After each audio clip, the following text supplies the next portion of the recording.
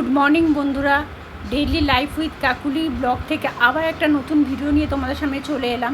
সকালবেলা যখন ঘুম থেকে উঠলাম রোদ ঝলমলে ছিল, রাতের দিকে একটু বৃষ্টি হয়েছিল অবশ্য, কিন্তু তারপরেই শুরু হয়ে গেল বৃষ্টি। আর এখন কাজকর্ম কমপ্লিট করে রান্না বসিয়ে দিয়েছি অলরেডি আমি রান্না করছি, ভাত বসিয়ে দিয়েছি। এদিকে গাঠি কচু আলুর তরকারি করছি। আমরা তো এটাকে গাঠি কচু বলে, ছোটো ছোটো এগুলো সাদা সাদা কচু, সেগুলোকে আমরা গাঠি কচুই বলি, জানি না কে কী বলো। তো যাই হোক, এই কচুর তরকারি আর ভাত বসিয়ে দিয়েছি। আর এদিকে শাপলা এনেছে, শাপলাগুলো এখনও কাটা হয়নি অবশ্য। শাপলা কাটতে বড্ড কষ্ট, আর কি বলবো। আর ভাতটা এদিকে ফুটে গেছে, আর এদিকে চা খাওয়া হয়ে গেছে। আমার চা দুবার হচ্ছে এটা নিয়ে। আর দেখো, শাপলাটা কেটে নিচ্ছি। শাপলা কাটাটা সবচেয়ে কষ্ট। আর এদিকে মেয়ের ছাতুটা রেডি করে নিচ্ছি। মেয়ের পরীক্ষা যেহেতু চলছে, সেই জন্য আজকে ছুটি আছে, সেই জন্য এই থেকে ঘুম থেকে উঠেছে, রাত করে পড়েছে বলে। আর এদিকে আমলকি, প্রতিদিন আমরা আমলকির রস খাই, সেই আমলকিটা স্ট্রেনারে ঘষে নিলাম আর জল দিয়ে ছাঁকনিতে ছেঁকে তারপর আমরা সবাই মিলে হাফ কাপ করে খেয়ে নিই। তো খেয়ে নিলাম আমলকির রসটা সবাই মিলে। আর এদিকে গাঠি কচুটা আমার রেডি হয়ে গেছে, গাঠি কচুর তরকারিটা। আর এদিকে চাল কুমড়ো আমি কেটে নিয়েছি, এই চাল কুমড়োটা পকেট বড়া করব। আর এদিকে শাপলাটাও বসিয়ে দিয়েছি। দেখো, শাপলাটা মোটামুটি শুধু সিম্পলই করব। আর এদিকে সর্ষে পোস্ত রেখে দিয়েছি ভিজিয়ে, এটাকে পেস্ট করে ওই যেটা চাল কুমড়ো বড়াটা করব পকেট বড়া, তার মধ্যে দিয়ে তোমাদের সঙ্গে শেয়ার করব। দেখো আমি কীভাবে বড়াটা করছি। এই যে পেস্ট করে নিলাম, তারপরে চাল কুমড়োর মধ্যে দিয়ে ওটাকে রেডি করে রাখবো। তারপর বেসন, চালের গুঁড়ি আর নুন দিয়ে ডুবিয়ে সেটাকে ভেজে নেবো। খেতে খুব ভালো লাগে। আর এটা খেতে আমাদের ঘরে সবাই পছন্দ করে, আমার মেয়েও খুব পছন্দ করে। আমি চাল কুমড়ো ঘষে বড়াটা ভালোবাসি, কিন্তু আমার মেয়ে এই বড়াটা খুব পছন্দ করে, আমার হাজব্যান্ডও পছন্দ করে। এদিকে শাপলাটাও মোটামুটি রেডি হয়ে গেছে, সিম্পলভাবে শাপলাটা করেছি। আর এদিকে কড়াইতে তেল দিয়ে দিয়েছি। বড়া সাধারণত আমি সাদা তেলেই করি, কিন্তু আজকে সাদা তেলটা শেষ হয়ে গেছিলো, অল্প সাদা তেল আর সর্ষের তেল মিশিয়ে নিয়েছি।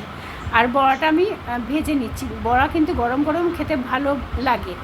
আর আমার হাজব্যান্ড খেতে বসেছে, আমি সেই সময় বড়াটা ভেজে গরম গরম দিয়ে দেবো। তো বড়া ঠান্ডা হলে একদম ভালো লাগে না। তো দেখো আমি এটা বড়াটা রেডি করে, বড়াটা আমার মোটামুটি রেডি হয়ে গেছে। চালের গুঁড়িটা বেশি দিলে না বেশি ভালো মুচমুচে হয়। আর এই যে বড়া আমার মোটামুটি রেডি হয়ে গেছে।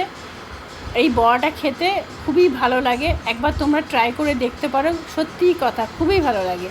চাল কুমড়ো ঘষে বড়া করি, কিন্তু এই বড়াটা সবচেয়ে ভালো হয়। তো চলো, তোমার সঙ্গে পরে দেখা হচ্ছে। তো আর ভিডিও করা হয়নি। আর আমাদের এসিটা খারাপ হয়ে গেছিলো, সেই এসিটা সারাতে এসছে, সেই জন্য দুপুরে একটু রেস্ট নিতে পারিনি।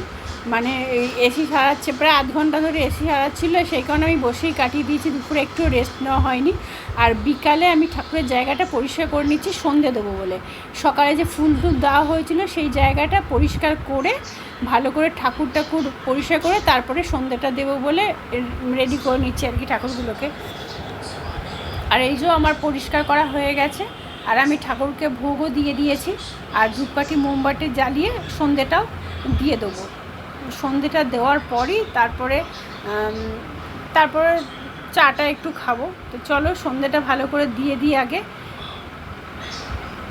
তখন বেশি 6টা সাড়ে 6টা বাজে। আর বাইরে থেকে একটু একটু করে বৃষ্টি হচ্ছিল। সকালের দিকে তো মুষলধারা হলো, কিন্তু তারপরে থেকে অল্প অল্প করে বৃষ্টি হচ্ছিল। আর ওয়েদারটা একটু ঠান্ডা হয়েছিল, যা দুদিন গরম পড়েছিল কি বলবো। আর সেক্ষেত্রে বৃষ্টিটা হওয়ার পর একটুখানি ঠান্ডা ঠান্ডা ওয়েদার হয়েছিল, মানে তাপের হাত থেকে একটু রক্ষা পেয়েছি। চলো পরে দেখা হচ্ছে। আর আমি রান্নাঘরে চলে এসেছি। আজকে একটু ইচ্ছা হলো দুধ চা করে খাবার। আমি সচরাচর রচাই খাই, তো মনে হলো একটু দুধ চা খাবার। দুধ চার বিস্কুট নিয়ে আমি রেডি হয়ে গেছি, দেখো খাবো বলে। তারপরে রাতের খাবার তৈরি করতে চলে এসেছি। এখানে রুটি করব, আর ওদিকে রুটি করব, আর দুপুরের তরকারি আছে। আর এদিকে একটু ভেন্ডি ভেজে দেবো। তোমাদের যদি ভিডিও ভালো লাগে তো প্লিজ লাইক, শেয়ার, সাবস্ক্রাইব করে দেবো।